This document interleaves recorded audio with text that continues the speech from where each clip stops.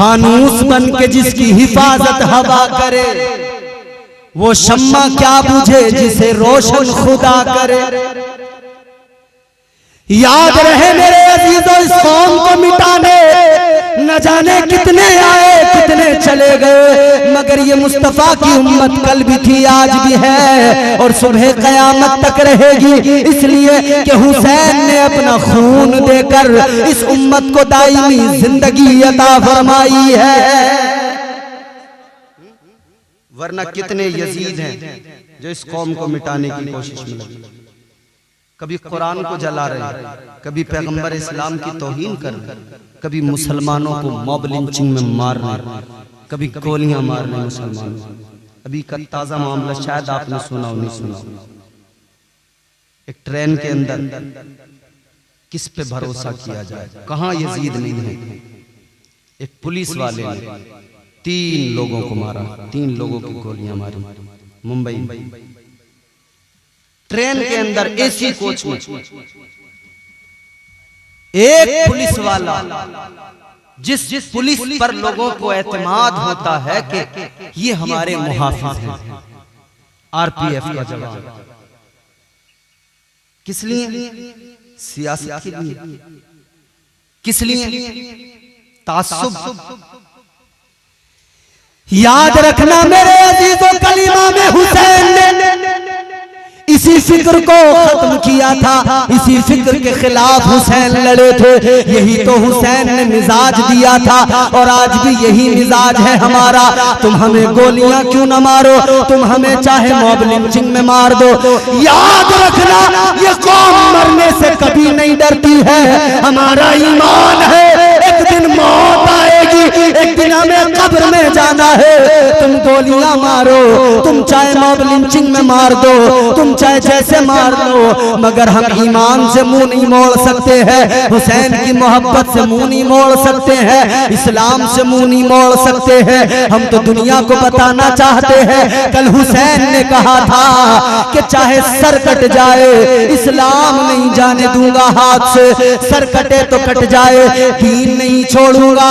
आज हुसैन के गुलाम कहते हैं सर कटे तो कट जाए, मगर मुस्तफा का दीन हाथों से जाने नहीं देंगे। अपनी जानों की हमें परवाह नहीं है, हमें परवाह है तो मुस्तफा जान रहमत के शरीयत और दीन की परवाह है। हमें परवाह और फिक्र है तो इस मजहब इस्लाम की फिक्र है। खुदा की कसम, हमारा नजरिया वो है जो 1400 साल पहले ताजदार मदीना ने हमें अता किया। हमारा नजरिया नफरत नहीं सिखाता, हमारा नजरिया मोहब्बत सिखाता है। आज दुनिया कहती है इस्लामिक आतंकवाद, इस्लामिक आतंकवाद, मगर मैं दुनिया को आईना दिखाना चाहता हूँ। कल जब बद्र के मैदान में 313 मुसलमान खड़े थे, तुमने देखा मुकाबला करने के लिए वो इस लायक नहीं थे, तैयार नहीं थे, उनके पास तलवारें नहीं थी, उनके पास हथियार नहीं थे, मगर क्यों आ गए थे? फकत इसलिए कि दुश्मन हमला करने वाला था, हिफाजत में अपनी निकल पड़े थे, सेल्फ डिफेंस में निकल पड़े थे। अल्लाह ने हुक्म दिया था अपनी हिफाजत करो। कल 313 खड़े हुए थे, लेकिन फिर करबला में एक पूरी हुकूमत सामने आ गई। एक पूरा ताजदार, एक पूरा शहंशाह अपनी पूरी फौज को लेकर सामने खड़ा हो गया।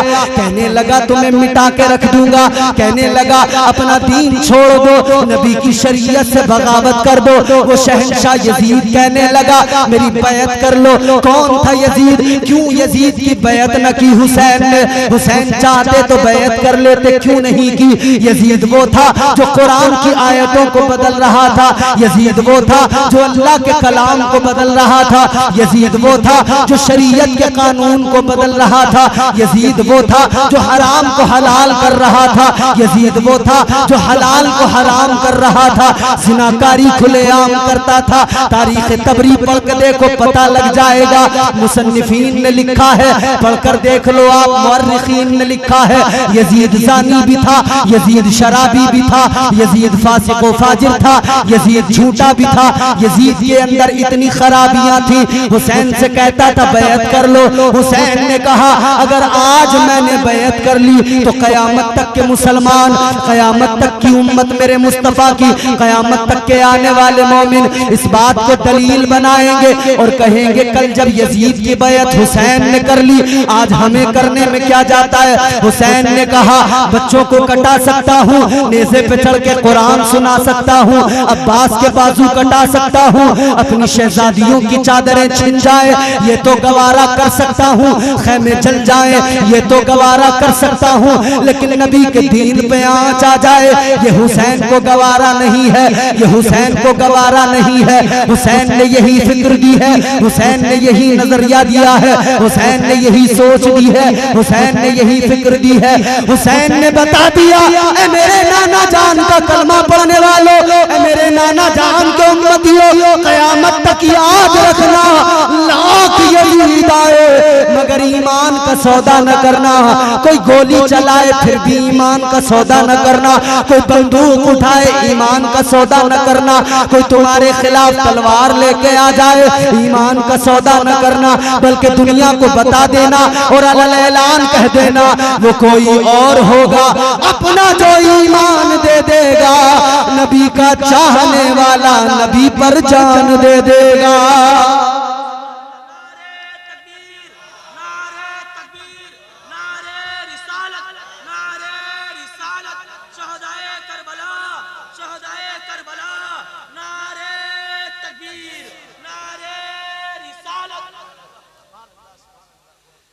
तो बात समझ में आ रही है आपको? बहुत जरूरी है इस दौर में हुसैन के किरदार को समझना, क्योंकि नए नए रूप में यजीद हमारे सामने आ रहे हैं, नए नए रूप में यजीदी हमारे सामने आ रहे हैं। जो यजीद की फिक्र थी वही फिक्र आज भी यजीदियों की है। कल यजीद कहता था, कल यजीदी कहते थे, इब्ने जियाद कहता था, उमर साद कहता था यजीद की बैत करो, अगर यजीद की बैत न करोगे तो जीने का हक नहीं मिलेगा, अगर यजीद को अपना पेशवा नहीं मानोगे तो जीने का अधिकार छीन लिया जाएगा। आज के यजीदी भी कह रहे हैं अगर तुमने पेशवा नहीं माना तो तुम्हें जीने का अधिकार नहीं होगा। आज के भी यजीदी कह रहे हैं कि जिसको हम कहें उसी को अपना पेशवा और मुक्तदा मान लो, नहीं मानोगे तो हम तुम्हें गोलियां मार देंगे, नहीं मानोगे तो हम तुम पर जुल्म करेंगे, ज्यादती करेंगे। मगर इस्लाम जब जुल्म होता है तब इस्लाम और ज्यादा पनपने लगता है। तो मैं अर्ज कर रहा हूँ दुनिया इस्लामिक आतंकवाद की बात करती है मगर दुनिया को यह आतंकवाद नजर नहीं आता। जब फलस्तीन के अंदर छोटे छोटे बच्चों पर वो यहूदी गोलियां बरसाते हैं, बम बारूद गिराते हैं, तब दुनिया को यहूदी आतंकवाद नजर नहीं आता। जब एक मस्जिद में घुसकर गोलियां बरसाई जाती हैं, नमाजियों को मार दिया जाता है, तब दुनिया को वो आतंकवाद नजर नहीं आता। जब 3 लोगों पर गोलियां चलाकर एक ट्रेन के अंदर एक पुलिस वाला मार देता है, तब दुनिया को आतंकवाद नजर नहीं आता। और मीडिया वो भी खामोश हो जाती है, अंदाज ही बदल जाता है। जरा सा कोई मामला ऐसा हो ना जिसमें कहीं से कहीं तक हल्का भी अगर मुसलमान शामिल हो, मीडिया उछलने लगता है। ये दज्जाली मीडिया है, उछलने लगता है, उछल उछल के न्यूज सुनाते हैं, ऐसा हो गया वैसा हो गया। एक लड़की को एक पारसी ने मार दिया था, एक लड़की को एक पारसी ने मार दिया था, मुसलमान नहीं था वो, उसका नाम गालिबन आफताब, तो नाम मुसलमान भी रखते हैं आफताब और ये लोग भी रखते पारसी। मीडिया हमारा दज्जाली मीडिया उछलने लगा, वो तो हिंदू मुस्लिम उन्होंने दिखा दिया कि मुसलमान ने मारा, बाद में पता लगा कि वो मुसलमान था ही नहीं, पारसी था। इस्लाम का नजरिया यह है, इस्लाम कहता है जुर्म करने वाला कोई भी हो, किसी भी मजहब का हो, किसी भी मसलक का हो, जुर्म करने वाला मुजरिम हुआ करता है, उसे मुजरिम की नजर से देखा जाएगा। लेकिन एक मुजरिम पूरी कौम को मुजरिम नहीं बना सकता है, एक मुजरिम की वजह से पूरी कौम को मुजरिम नहीं कहा जा सकता है। ए लोगों मुझे बताओ, जब इराक के अंदर छोटे छोटे बच्चों का खून बहाया गया तब किसी को आतंकवाद नजर नहीं आया। जब फलस्तीन के बच्चों पर जुल्म ढाया जाता है तब दुनिया को आतंकवाद नजर नहीं आता। जब चाइना में मुसलमानों को मारा जाता है तब किसी को आतंकवाद नजर नहीं आता। जब शरीयत पर आंच आती है, शरीयत पर सारे भेड़िए एक साथ हमलावर होने लगते हैं तब किसी को आतंकवाद नजर नहीं आता। और जब मुसलमान कहीं कोई एक आदमी जुर्म करता है तो ये पूरी कौम को आतंकवादी बताने लगते हैं। दज्जाली मीडिया उछलने लगता है। एक मुजरिम अगर कोई है हम कहते हैं उठा पकड़ सजा दे, अगर सजा का मुस्तहिक है सजा दे, हमें कोई परवाह नहीं है। इस्लाम तो कहता है अगर चोरी करता है, कोई चोरी करने वाला इंसान है, किसी भी मजहब से हो, किसी भी मसलक से हो, इस्लाम ने सजा तय की है, हाथ काट दिए जाए। अगर इस्लाम सजा का हामी न होता, मुजरिमों को अगर पनाह देता तो इस्लाम हरगिज न कहता कि जिना करने वाले को पत्थर मारे जाएं। इस्लाम हरगिज न कहता कि चोरी करने वाले के हाथ काटे जाएं। इस्लाम ने तो बता दिया जुर्म करने वाला कोई भी हो सजा इस्लाम ने मुकर्रर की है। चोरी करेगा हाथ काटे जाएंगे, अगर जिना करेगा पत्थर मारे जाएंगे, जिना करेगा कोड़े बरसाए जाएंगे, अगर किसी का कत्ल करेगा तो खून के बदले खून, कत्ल के बदले कत्ल। इस्लाम ने तो कानून दे दिया, इतना सख्त कानून दिया, एक के साथ अगर ये मामला कर दिया जाए उसकी आगे की 4 नस्लें 7 नस्लें आगे की उसकी जुर्म नहीं करेंगी। अगर खून के बदले खून का किसास लिया जाए उसकी आगे की नस्लें खून करना बंद कर देंगी। चोरी के एवज हाथ काट दिए जाए उसकी आगे की 10 नस्लों को 7 नस्लों को सबक मिल जाएगा, कोई चोर पैदा नहीं होगा। खुदा की कसम इस्लाम तो कहता है जुर्म का खात्मा करो, मुजरिम को सजा दो, लेकिन इस्लाम कभी मजलूम को सजा नहीं देता। इस्लाम कभी मजलूमों को जुल्म नहीं करने देता। इस्लाम तो कहता है अगर एक बेगुनाह का कत्ल कर दिया तो गोया तुमने सारी इंसानियत का कत्ल कर दिया, और अगर एक को बचा लिया तो तुमने सारी इंसानियत को बचा लिया। अब मैं उनसे कहना चाहता हूँ जो इंसानियत की बात करते हैं, उनसे कहना चाहता हूँ जो मोहब्बत खुफ़त और मुरब्बत की बात करते हैं, अब मैं उनको कहना चाहता हूँ कहाँ गए, निकल के आओ, कहाँ गए, दुनिया को बताओ कि ये आतंकवाद है। 3 लोगों को दाढ़ियां देखकर गोली से मार देना ये आतंकवाद है। आज बोलो जरा, निकल के आओ ताकि हमें भी पता लगे तुम असली हो या तुम्हारे चेहरे पे नकाब लगा हुआ है। अगर हिम्मत है, हौसला है तो निकल के आओ। और मीडिया में गैरत है तो मीडिया भी आकर कहे कि ये मजलूमों को मारा गया है, ये मजलूमों पर जुल्म किया गया है, मीडिया भी कहे ये आतंकवाद है। मगर मेरे अजीजों सुनो, आज इसीलिए मैं कहता हूँ और ज्यादा जरूरत है हुसैन को पढ़ने की, और ज्यादा जरूरत है हुसैन को समझने की, और ज्यादा जरूरत है हुसैन को देखने की, और ज्यादा जरूरत है हुसैन के मिशन पे अमल करने की, और ज्यादा जरूरत है हुसैन की जिंदगी को देखने की। हुसैन ने जो करीने जिंदगी दिया, जो ज़ाब्ता दिया, उसको अपनाने की जरूरत है ताकि पता लग जाए, फर्क महसूस हो जाए। यजीद किसी भी दौर में आए, यजीदी कोई भी आ जाए, हुसैन के गुलाम उस यजीद और यजीदियत का डट के मुकाबला करते हैं। कत्ले हुसैन असल में मर्गे यजीद है, इस्लाम जिंदा होता है हर करबला के बाद। याद रखना मेरे अजीजों, अल्लाह तबारक व तआला जब जलील करने पे आता है ना तो बड़े बड़े बादशाहों को अल्लाह ने जलील कर दिया।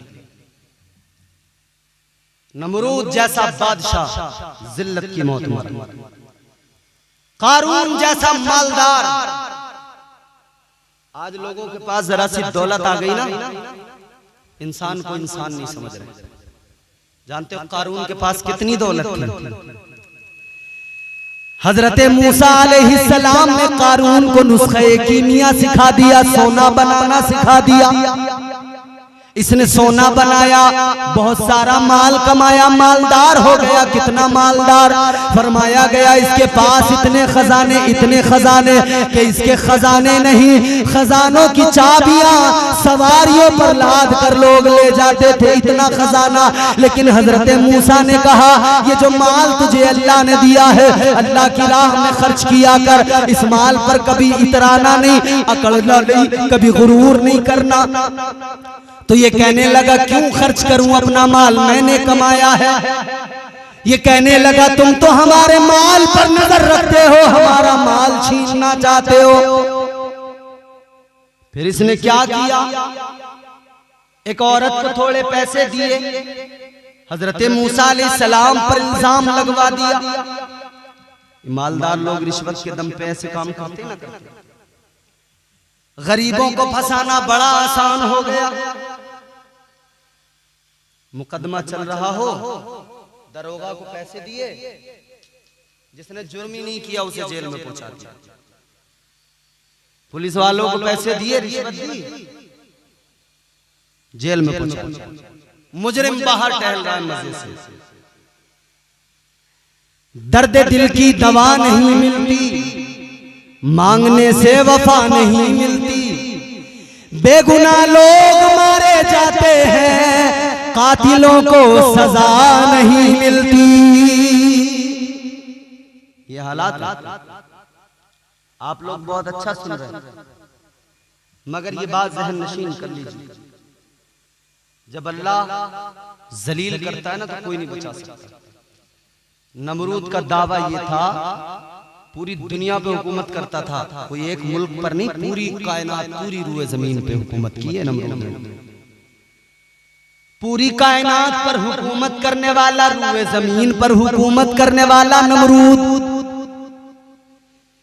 कहता था ऐ इब्राहिम मैं तुम्हारे खुदा से जंग करना चाहता हूं, तुम्हारे खुदा से मुकाबला करना चाहता हूं। हजरत इब्राहिम अलैहिस्सलाम ने फरमाया तेरी औकात नहीं है तू मेरे रब का मुकाबला कर सके। किसकी जुर्रत है जो मेरे खुदा का मुकाबला कर सके? किसकी जुर्रत है जो मेरे परवरदिगार का मुकाबला कर सके? ये कहने लगा नहीं मैं तेरे खुदा से मुकाबला करूंगा। ये कहने लगा पूरी जमीन पर मेरी हुकूमत है, आसमान पर भी मैं ही हुकूमत करूंगा। अगर तेरा खुदा आसमान में है तो आसमान वाले खुदा को कत्ल कर दूंगा माअज़ल्लाह।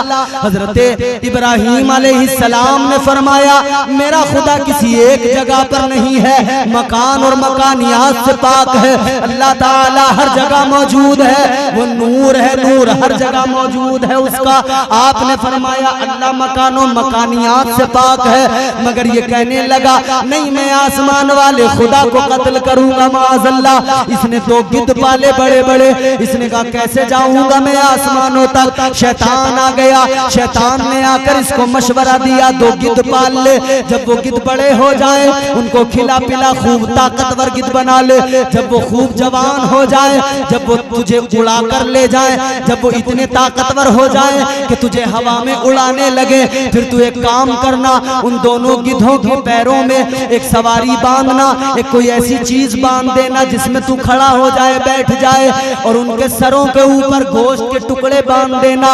4-5 दिन 10 दिन भूखा रखना, भूख ज्यादा होगी गोश्त सरों के ऊपर होगा, गिद्ध गोश्त को देखेंगे उड़ने लगेंगे ऊपर को, उड़ते चले जाएंगे, उड़ते चले जाएंगे। कहने लगा तेरी बात तो ठीक है। इसने ऐसा ही किया, गिद्ध पाल लिए, खूब खिलाया पिलाया, ताकतवर बना दिया। फिर इसने उन गिद्धों के पैरों में अपनी सवारी बांधी जिस पर बैठना था, फिर उनके सरों के ऊपर गोश्त के टुकड़े बांध दिए। 10-10 दिन भूखा रखा था, कई दिन के उन्हें जो है फाके कराए थे। अब उन्हें बड़ी तेज भूख लगी थी, सर के ऊपर गोश्त के टुकड़े थे। उन गिद्धों ने गोश्त की ख्वाहिश में उड़ना शुरू किया, जोर लगाने लगे, उस गोश्त के टुकड़ों के लिए ऊपर जाने लगे। ये उड़ते चले गए, उड़ते चले गए। जब खूब बुलंदियों पर पहुंच गया। इसके साथ में इसका खादिम भी था। इसने तीर निकाला, कहने लगा अब मैं तीर चलाऊंगा, आसमान वाले खुदा को कत्ल कर दूंगा। इसके खादिम ने कहा बादशाह कैसी बेअक्ली की बातें कर रहा है, तेरा दिमाग खराब हो गया, बदअक्ली की बातें कर रहा है। तू क्या उस खुदा को मार सकता है जो खुदा नजर ही नहीं आता है। इसको गुस्सा आया, इसने उसी बुलंदी से इसको नीचे फेंक दिया। अब इसने तीर निकाला, तीर कमान में डाला, आसमान की तरफ उछाला और तीर को छोड़ने वाला था। परवरदिगारे आलम ने बुलबुले सिदरा को हुक्म दे दिया, ऐ जिब्राइल जाओ जन्नत से एक मछली लेकर आओ। अगर ये यही ख्वाहिश रखता है तो इसके दिल की तमन्ना इतनी बुलंदी पर आया है तो जरूर इसके दिल को जरा सा सुकून तो मिल जाए, इसे ये तो महसूस हो कि मैंने अपना काम कर लिया। जिब्राइल जाओ जन्नत से मछली लेकर आओ। ये तीर चलाएगा, तीर मछली के जिस्म में लगेगा, तीर वापस खून में मछली के सना हुआ जाएगा वापस नीचे। ये देखेगा खुश हो जाएगा। अल्लाह अकबर, ऐसा ही हुआ। इसने तीर चलाया, बुलबुले सिदरा मछली लेकर आए, मछली में तीर लगा, खून में सनकर आलूदा होकर तीर वापस आया। जब इसने तीर को देखा खून लगा हुआ है, खुश हो गया, कहे लगाने लगा, कहने लगा मैंने खुदा को कत्ल कर दिया माअज़ल्लाह। कहने लगा अब आसमान पर भी मेरी हुकूमत है, अब जमीन पर भी मेरी हुकूमत है। अब इसने गोश्त के टुकड़े जो गिद्धों के सरों के ऊपर थे वो खोल कर नीचे पैरों की तरफ बांध दिए। अब जब नीचे गोश्त आया तो गिद्धों ने नीचे को देखकर नीचे उतरना शुरू कर दिया। नीचे उतरते गए यहाँ तक कि वो गिद्ध जमीन पर आ गए। जब ये जमीन पर आ गया इसने वो तीर निकाला, सबको दिखा के कहने लगा लो मैं खुदा को कत्ल करके आ गया, इब्राहिम के खुदा को मैंने कत्ल कर दिया।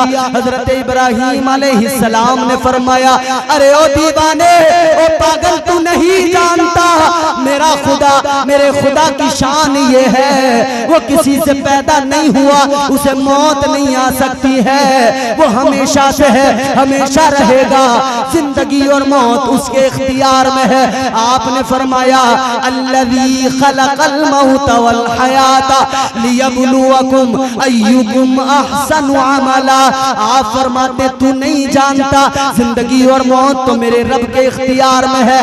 कहने लगा इब्राहिम अगर नहीं मानते तो चलो अब तुम अपने खुदा से कहो कि कोई लश्कर भेज दे, कोई फौज भेज दे, मेरी भी फौज में इकट्ठा कर लेता हूँ, मेरी फौज से खुदा की फौज मुकाबला कर ले, मेरी फौज से खुदा की फौज जंग कर ले। अल्लाह अकबर। जब ये हद से आगे बढ़ गया इसने अपनी सारी फौजों को जमा किया, आसपास की तमाम जो इलाकों में इसकी फौजें पड़ी थी सबको एक जगह जमा कर लिया।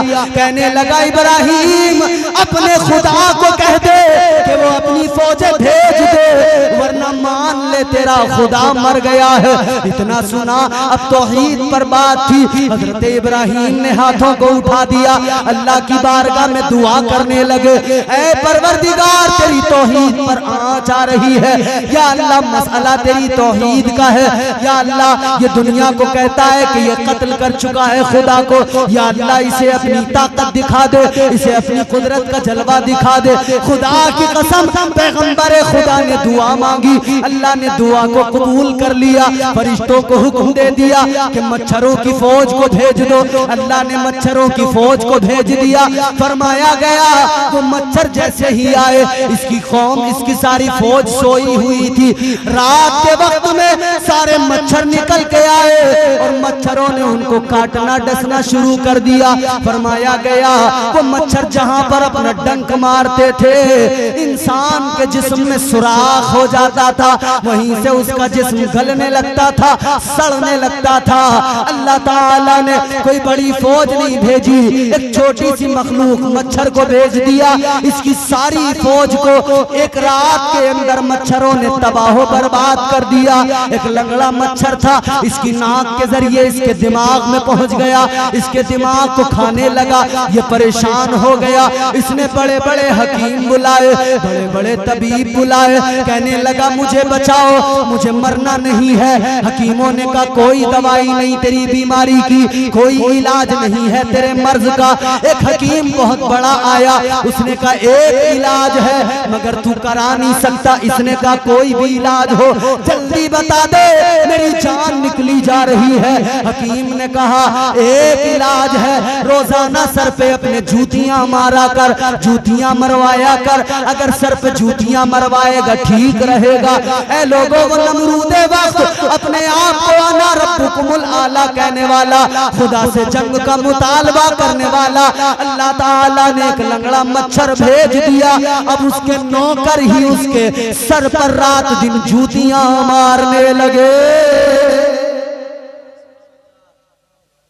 जब नमरूद जैसा बादशाह खुदा का मुकाबला न कर सका तो ये आज के ऐरे गैरे एक एक टुकड़े पे हुकूमतें करने वाले ये उस खुदा का मुकाबला करेंगे? किसी की है औकात उस खुदा का मुकाबला करने?